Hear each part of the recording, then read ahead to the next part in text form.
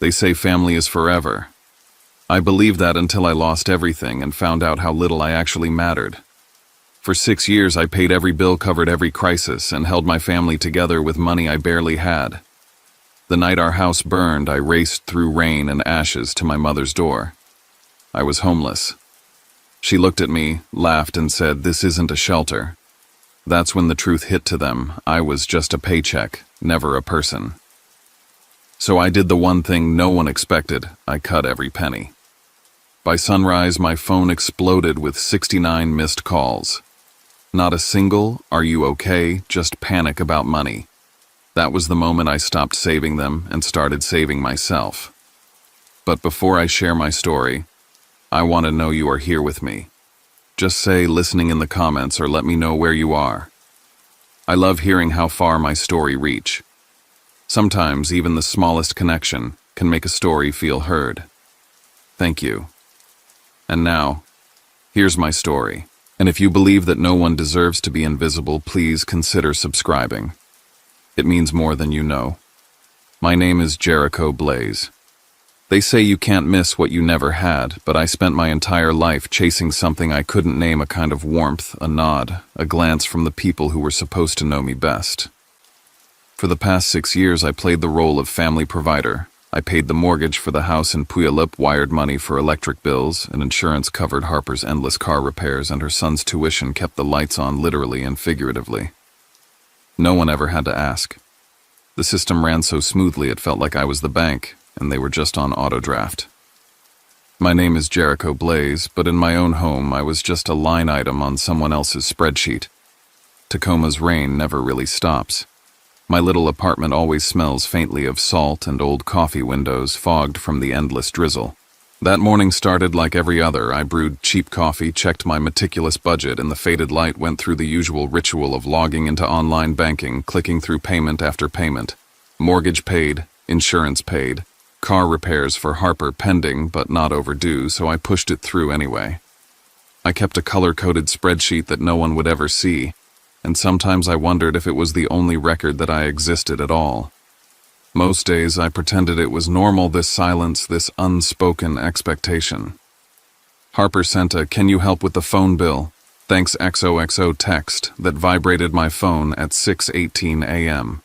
She always put the thanks before I even replied. My mother Evelyn called just after breakfast, not to check in but to make sure the next mortgage payment hadn't slipped my mind. "Don't let it be late, Jericho," she said like a warning. "We're counting on you." She didn't ask how my consulting business was going, didn't ask about my day. I said, "I'm good, Mom. Everything's handled." I always ended our calls the same way, swallowing whatever else I wanted to say. I wasn't always so quiet. I remember being 11, hunched over a long folding table at the Puyallup Community Hall, fingers sticky with condensation from dozens of water bottles. I arranged them into the shape of a flame, my way of making the family picnic special. I looked up, hoping for approval, and watched my mother's face freeze. "Why do you always have to be so over the top, Jericho?" she said too loud. "Let your sister have the spotlight." Then she turned to Harper's potato salad, praised it like it was a masterpiece. That day I learned to stay small, to pour myself into things no one noticed. I called it love, but really I measured love in bills paid on time. I told myself as long as I was useful, I couldn't be left behind. Being useful was my safety net, my way of belonging. I picked up a faint electrical burn smell in the hallway that evening, but I brushed it off. Old wiring, I guessed. Just another thing I was supposed to fix someday. That's how it always went. I solved what I could, ignored the rest. By the time I lay down, my mind was looping through numbers and reminders. I pushed through exhaustion to renew a few more payments. One last scan through my accounts, one more confirm payment click. I told myself, just keep going. This is what family is. But just before sleep, my phone chimed with a payment error for Harper's phone bill. I decided to leave it for the morning. Outside, a distant siren rose through the rain, long and sharp, echoing through the wet streets. I didn't know it then, but everything I called normal was about to turn to ash. There's a sound that comes after fire, an emptiness, a hush over blackened wood and ruined memories. By the time I got to the house in Puyallup, the fire trucks were gone. All that was left was wet smoke, a line of yellow tape, and a charred mess that used to be a home. I stood there watching smoke rise from the place where I'd written every check, covered every cost, hoping it was enough. I realized no one had called me, not a neighbor, not my family. I asked Mrs. Flannery next door, why didn't anyone reach out? She glanced away. Your family said they'd told everyone who mattered. I flagged down a fireman, asked to see the emergency contact sheet. My name wasn't listed, not for insurance, not for emergencies, not for anything. I was invisible in the paperwork of my own life. The drive back to Tacoma was numb. The apartment building smelled like mold and rain, but the scent of burnt plastic was new. I pushed open my door, felt water seep into my shoes. Sprinklers from a fire in the next building had flooded everything I owned. The laptop barely worked. My suitcase, packed in a hurry, was stuffed with clothes that would never really dry. I checked my bank balance, wondering how much damage control I could afford. I didn't have a home to go to, so I did the only thing I could. I drove to Gig Harbor. I parked in front of my mother's house, its perfect lines lit up warm and gold against the drizzle, luxury cars parked neatly in the drive. I stood under the eaves, soaked and shivering, and rang the bell. My mother answered in silk pajamas, hair curled and immaculate. "What are you doing here?" she asked, like I'd just shown up unannounced at a stranger's door. I told her everything, the fire, the flood, how I had nowhere else. She just shrugged. "This isn't a shelter, Jericho. We have a way of doing things here." Behind her, Harper stood holding a coffee mug, eyes fixed on her phone. Neither of them invited me in. As I stepped back from the threshold, I caught a glimpse of a brand new TV flickering inside, shining bright above a gleaming fireplace. The image of the untouched luxury behind that closed door burned into me harder than any fire ever could. I got in my car and drove into the gray Seattle rain, windshield wipers fighting a losing battle. My GPS blinked uncertainly, finally leading me to a motel in Federal Way. I checked in with what was left of my credit, dropped my bag on a bed that smelled like bleach and old regrets. As I sat there letting the shock settle in, my phone buzzed. It was Wyatt texting. "We knew about the fire. Didn't want to bother you. You're tough, you always land on your feet." That's when the real pain hit. They hadn't forgotten me, they'd just decided I could fend for myself. I looked around that tiny motel room, stared at the blinking voicemail light and the TV bolted to the wall, a cheap imitation of home, but at least it was honest. In that moment, I understood what family really meant to them. Doors opened for money, doors closed for need. Outside, the rain kept falling, washing the world clean for everyone but me. My phone kept vibrating, missed calls, stacking up, each one a reminder that I was only seen when I was useful. And as the motel walls pressed in, I knew my days of being invisible for someone else's comfort were done. The air in the motel was thick with bleach, and something older, stale like regret, soaked into the carpet. I sat on the edge of the bed, my hands cold, staring at my phone and the spreadsheet open on my laptop. This was where it ended. For years, every dollar I earned poured straight into their lives: mortgage, insurance, car repairs, phone bills, tuition, groceries, fees. I never used debts I never made. My fingers hovered over each scheduled transfer. My bank's app made it all too easy, just a swipe, a confirmation, and suddenly the world changed. I paused at each prompt. Auto pay for the house in Puyallup, cancel. Utilities, cancel. Insurance on the house, cancel. Family phone plan, my name first, everyone else riding along, remove myself, then shut it all down. The last was the car lease, which Harper insisted needed my signature. I ended that too. The final confirm button felt heavier than any check I'd ever signed. For a long time, I sat in the hush that followed the only sound, the neon sign outside flickering against the window.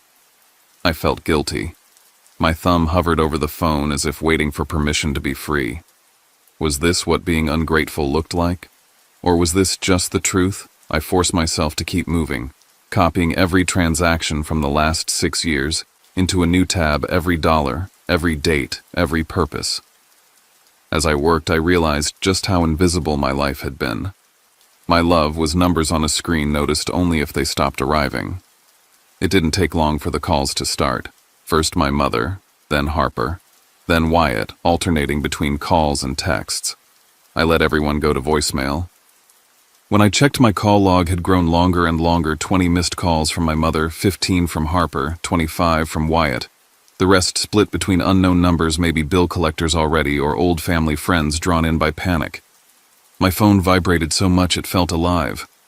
But the voicemails weren't about me. They were about late bills, threats of foreclosure, why the electric bill just bounced, why Harper's car wasn't paid for. The panic was never about my safety or my state of mind.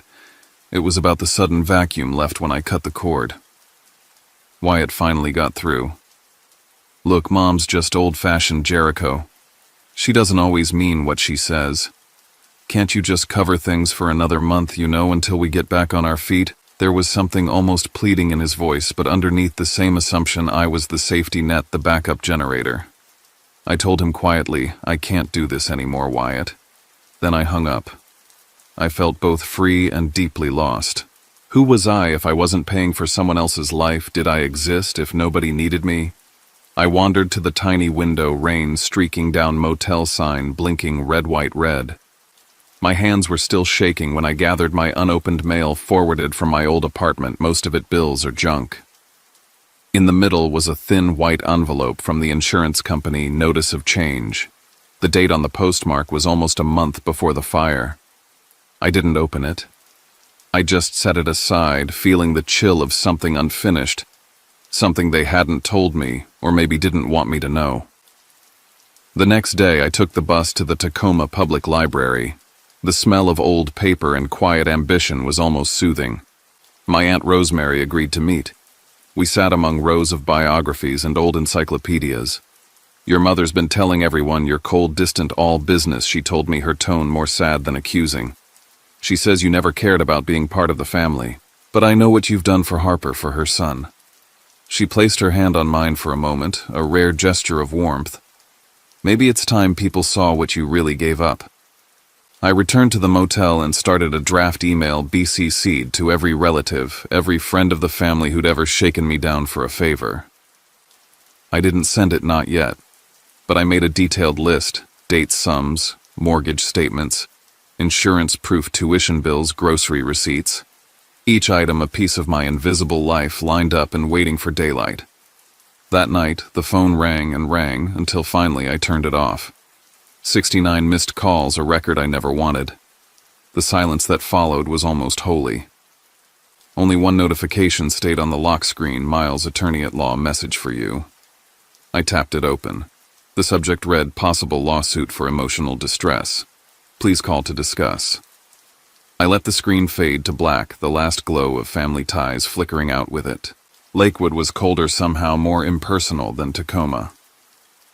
I rented a short-term place near the airport, the only thing I could find in my price range, the windows rattling with every low-flying jet. I spent my mornings at the small kitchen table scrolling through news feeds, barely able to look at the notifications piling up. I'd become a story, apparently a cautionary tale.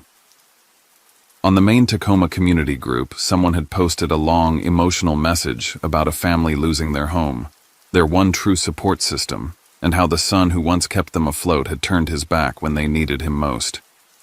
There were photos of Harper, of my mother, standing in front of the burned house, her face streaked with real or staged tears. The comments exploded with sympathy. Old neighbors, friends from church, strangers who didn't know me except for my last name, all weighing in. I saw my own photo pulled from a family picnic, used as the before shot for the prodigal son who abandoned them. I tried to ignore it, but my phone kept buzzing with texts, emails, even direct messages from people I barely remembered. Harper sent a warning, "Mom's getting a lawyer. If you'd just help a little longer, this wouldn't be happening." She made it sound like a threat and a plea at the same time. There was something else gnawing at me. The insurance letter. I finally opened it, my name crossed out on the policy, replaced with Harper's, the effective date nearly a month before the fire. No call, no explanation. I went to the Pierce County Administrative Office, waited in line behind people with real emergencies. When I finally sat across from a clerk, I asked who authorized the name change. She pointed to a signature line. Harper's. She'd made the request herself. I paid for the policy, but I'd been erased before I even knew the fire happened. On the bus ride home, I scrolled through the original post again. The account that posted it wasn't Harper's, it was Cody's, her husband. He'd used photos from our family drive up to Mount Rainier spliced with shots of the burned house. He'd tagged dozens of people, turning my absence into a public spectacle. It worked. I got a message from an old friend, someone I hadn't seen since high school. "Never thought you'd be that guy, Jericho. Guess money changes people." The weight of other people's stories about me was almost suffocating. That night, I checked my account history. A small transfer from Harper to my mother landed the same day my name was removed from the insurance. I recognized it for what it was, a payoff, a deal made behind my back, no room for me at the table. The more I looked, the clearer it became. My mother and Harper were partners in survival, and I was just the middleman until I wasn't needed anymore. I found myself sitting in the little park down the street, the only place quiet enough to think. The world felt hostile. Strangers looked past me. The people I loved most had made sure no one else would see me for who I was. My value was measured in monthly deposits, not memories or time or love. Now, without the money, I was less than invisible. I was the villain of their story. Back in my temporary apartment, I gathered every bit of proof, statements, emails, photos, and laid them out like cards in a losing hand. My phone buzzed again. An email from Miles. "The suit has been filed. You'll be hearing from us soon." I put the insurance policy on the table, stared at the place where my name used to be, and let my hands tremble. There was no going back. The only way out was forward through the fire and the noise and the false stories until someone finally saw me as more than a checkbook and a cautionary tale. There was a night in Lakewood when I stopped being a witness to my own downfall and decided to act. My inbox was swollen with rumors, threats, pleas, and pity from every corner of my extended family. Most messages accused me of cruelty, of abandoning blood for dollars, repeating a lie that had spread like wildfire since the house burned down. I spent that evening hunched over my laptop in the dim yellow light of my rented room, every inch of the cheap wood desk covered in receipts, old bank statements, emails confirming payments, 6 years of silent giving. It wasn't just money. It was proof I had loved them the only way I knew how. I didn't sleep. I compiled a document, each dollar, each date, each mortgage installment, every tuition and repair. At the bottom, $156, $432.19. I attached photos of checks, PDFs of statements, screenshots of conversations where I promised to cover, to fix, to rescue. I didn't add a single word of bitterness, just the facts. In the to field, I entered every family member, every friend of the family, every distant cousin who had ever whispered about me behind my back. I hit BCC and sent it out into the world. It took less than an hour for the responses to begin. A call from an aunt I'd barely heard from in years. "We never knew," she whispered. "I'm sorry we judged you." The feeling that flooded me wasn't vindication, but exhaustion. My silence had made their story possible. The next morning, Harper messaged asking to meet. I found her at a little Tacoma coffee shop, rain smearing the windows, steam rising from 2 untouched mugs between us. She didn't waste time on small talk. "If you just help out a little more, Mom will drop everything. You know she doesn't handle stress well." Her voice was soft, practiced. I told her I couldn't nod anymore. The mask slipped for a second and her tone sharpened. "Why did you send that email? You made us look like beggars." I tried to explain, 6 years, over $150,000, nothing to show for it but blame. She interrupted, her voice lower, harder. "Mom always said if it wasn't for you, she'd have never gotten any peace. You're the reason she never had to face her own mess." I realized in that moment I wasn't a son to my mother, just a shield against the world. I was her armor, not her child. As if on cue, Cody sent me a legal threat by email. "Cease and desist or we'll see you in court for defamation." Attached was a voice memo from Harper herself asking me just months before to cover a few things, because the kids needed stability. I played it twice, the proof of my silent work echoing back at me. If anything, his message felt desperate. Later that day, Wyatt called. His voice was quieter than usual, the edge of desperation plain. "You know Mom's not well, Jericho. Just help until this passes. Remember when we were kids, the 3 of us on the swings in Puyallup? You always said you'd look out for us. I almost let the memory break me, but I stood my ground. That's not what this is anymore, Wyatt. I'm done. Sifting through my bank history, I noticed a small wire transfer from Harper to Wyatt on the exact date my name vanished from the insurance policy. It didn't take much to see what that was for his silence, his cooperation. I saw the network of favors and debts stretching out a web that had once held me in place, now twisting against itself. As the day faded, a notification popped up. The viral post that smeared me across the Tacoma community group was suddenly gone. No apology, no explanation. I'd sent my records to the admin quietly, privately. Maybe someone had decided evidence mattered, or maybe they just wanted to avoid a fight. Either way, my story was no longer just theirs to tell. When I finally left the coffee shop, rain still falling, the air felt lighter. I wasn't healed, not yet, but the weight of invisibility had begun to lift. I walked home with my head up, understanding for the first time in years what it felt like to exist outside someone else's narrative. But as I opened my email that night, a new subject line waited: official notice, lawsuit filed. The storm wasn't over. If anything, it was about to hit full force. The world outside the motel was gray, and unyielding rain battering the glass neon from the parking lot, slicing through the gloom. I had barely slept. My mother called, and for once I answered. She was furious, her voice a cold blade.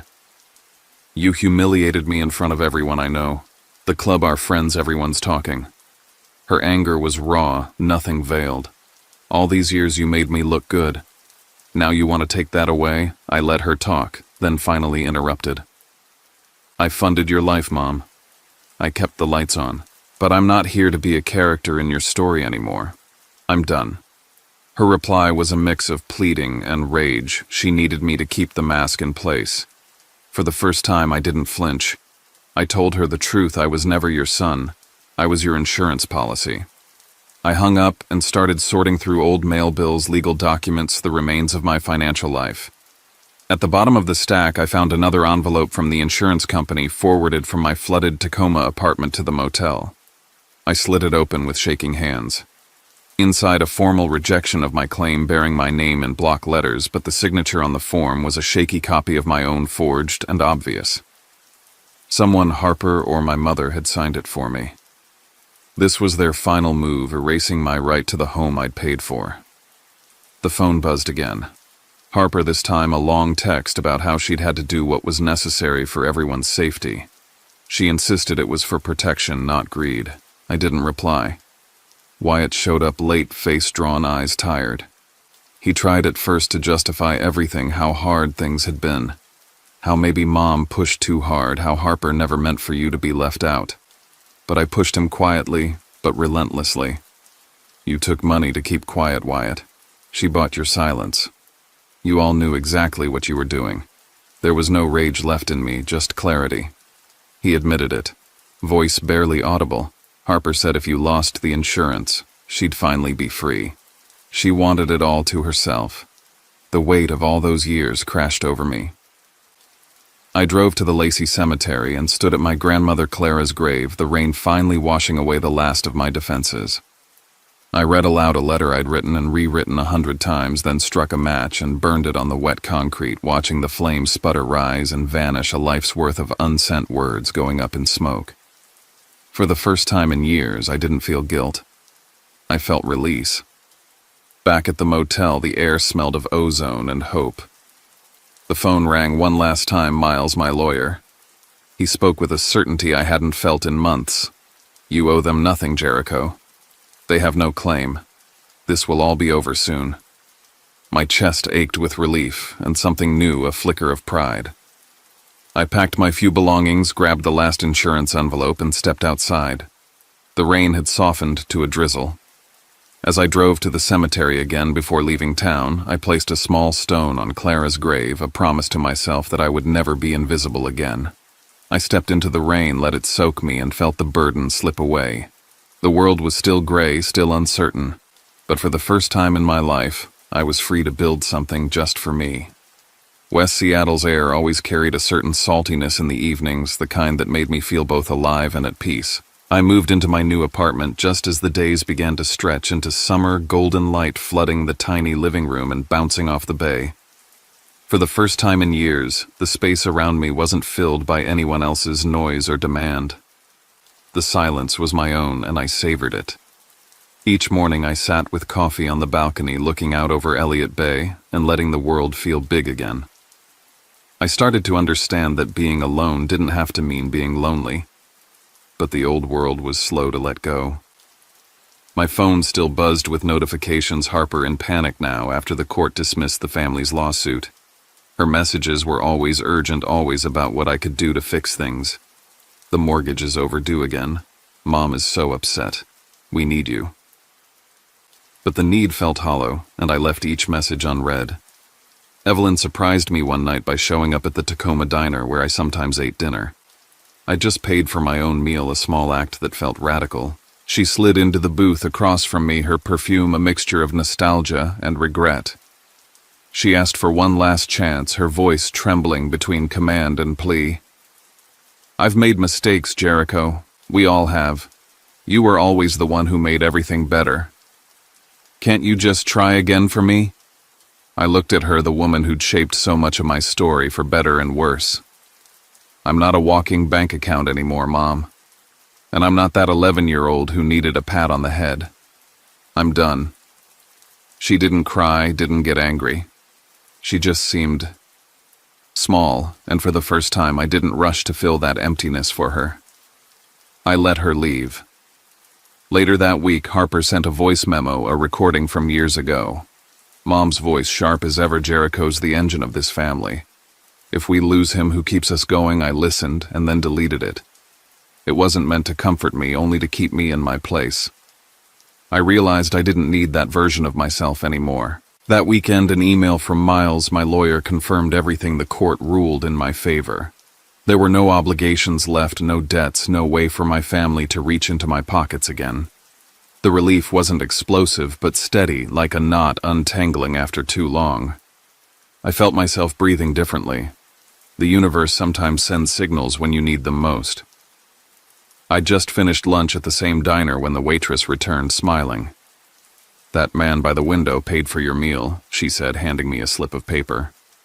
On it, in careful handwriting, "You're never invisible." I looked up, but the man had already left. Still, the note burned in my pocket all day, a small, unexpected proof that I was seen by someone somewhere. That afternoon, I started my new job as a mentor at the Olympia Community Center. The room was full of teenagers, some angry, some hopeful, most just searching. I told them my story, not the numbers or the drama, but the real truth, that losing everything forced me to find out what was left, and what was left was enough. I watched the way their eyes met mine. I wanted them to know what I hadn't known: you can begin again, even after you've been burned down to the foundation. On my first night back in my new apartment, I cooked dinner just for myself, folded a napkin into the shape of a flame, and set it on my table. I didn't take a picture or send it to anyone. I just let it be what it was, a reminder that my fire was still burning even if no one else was watching. As the sun dipped low, I stepped onto my balcony, letting the city lights shimmer across the water. The world felt open. I whispered to the wind, "I'm not afraid to be seen anymore." And for the first time in a long time, I believed it. Some journeys end quietly. Mine did not. It ended with a new beginning, one that wasn't about money or forgiveness or making up for someone else's story, but about building my own. At the Olympia Community Center, I found a place where the pain I'd carried for years became fuel for something better. I worked with young people who had learned too soon what it felt like to be ignored, to be defined by their usefulness or their problems. I showed them what I'd learned the hard way, that being seen doesn't start with someone else. It starts with you. There was one afternoon, a Thursday, gray and hopeful, when a teenage boy stayed behind after our budgeting session. He was quiet, withdrawn. He looked at the napkin I'd absent-mindedly folded into a flame and asked, "Why do you do that?" I told him honestly that it reminded me I could always start again. He nodded, his eyes filling with tears. I thought I was the only one who felt invisible. I put my hand on his shoulder and said, "You're not. And you never will be." Later, back at my apartment, I found a string of emails from old friends, people who'd once believed the worst about me. "We were wrong," one wrote. "I'm sorry. I see now what you carried." The weight I'd borne for so long felt lighter with every message. Even Harper reached out, no words, just a photo attachment. It was from that old community center party, me at 11 beaming beside my lopsided bottle flame. I stared at it for a long time. There was pain, yes, but also pride. I didn't reply, but I smiled. The past wasn't something to erase. It was a root holding me steady as I grew. At the end of each week, I'd tidy my little kitchen folding napkins into flames and setting them by the window, a ritual no one needed to witness but me. I visited Clara's grave in Lacey, leaving behind a single napkin, orange and red, on the grass. "Thank you," I whispered. I made it. The last time I returned to the Tacoma diner, I saw the same waitress and the same corner booth. I left an extra tip with a note, "No one's invisible here." I smiled at strangers, greeted the people I passed. For the first time, the world felt like it was waiting for me, not the other way around. Now when I think of love, I don't count it in dollars or debts paid. I see it in every small act of self-respect, in every flame I fold, in every young person I remind that they matter. I built a life not from obligation, but from freedom. I'm not hiding. I'm not waiting. I am here unashamed and unafraid. I used to think if I paid every bill, I'd finally belong. But love doesn't have a price, and dignity doesn't require permission. Now I love myself, and I am no longer invisible. Betrayal from the people who should protect you is a particular kind of heartbreak, cruel, practical, and oddly efficient. Jericho's story is a sharp, honest mirror. For years he measured love in transactions, believing that if he kept paying, he would be allowed to stay. Instead, he became invisible inside his own life, a silent ledger entry until the day the house burned and the receipts mattered more than the person who signed them. Reading this, it's impossible not to feel anger for the small, deliberate cruelties, the curt texts, the absent calls, the careful erasures from policies and papers. But what lingers after the anger is a deeper, quieter recognition that being taken for granted can hollow you out more effectively than any single act of malice. What moved me most wasn't the spectacle or the lawsuit, but the motel nights where Jericho counted every cent, documented every transfer, and cataloged a life of giving that went largely unseen. In those moments, he wasn't performing for pity or vengeance. He was assembling proof of his existence, of the labor that had vouched for others while leaving him unmoored. There's something courageous in that, not a dramatic reveal for likes, but the sober, meticulous work of saying, "This is what I gave," and then choosing himself. He didn't simply lash out, he organized, he faced the mess, and he reclaimed his narrative with evidence instead of theatrics. This story is also a study in how communities respond when the mask slips. Gossip and social media can flatten complicated lives into single-line judgments, but facts have a way of complicating the comfortable lie. When Jericho's records met the rumor mill, the tide shifted. People who had once accepted the polished version of events began to remember the man who quietly solved problems, the neighbor who once showed up with tools, the friend who paid tuition without fanfare. That reversal is important. It reminds us that truth is slow and often messy, but in the end it matters more than a curated narrative. If there's a lesson here, it is that freedom usually costs fear before it brings relief. Walking away from roles assigned by others is not glamorous. It's bureaucratic and lonely and full of small practical headaches, canceled autopays, awkward confrontations, legal threats. But uncertainty is better than the slow erasure of your life. Jericho's rebuilding, mentoring teens, folding napkins into flames, finding work that honors his effort is quieter than a triumphal montage and far more durable. It's the work of tending what remains after the fire and letting purpose grow from the ashes. So ask yourself, how much of you have you turned into a service for other people's comfort? Who in your circle assumes your presence is automatic? Jericho's story is not only his, it's an invitation to anyone who has ever been used, overlooked, or rewritten. Keep the records, tell the truth plainly, and find the small community that sees you not as a convenient resource, but as a person. There is power in documentation and power in witness, and together those things make erasure harder. If this resonated with you, please subscribe. Your subscription is more than a number. It helps build a space where stories like Jericho's are honored, where invisible people are given voice, and where small acts of courage are witnessed. Drop a comment with listening.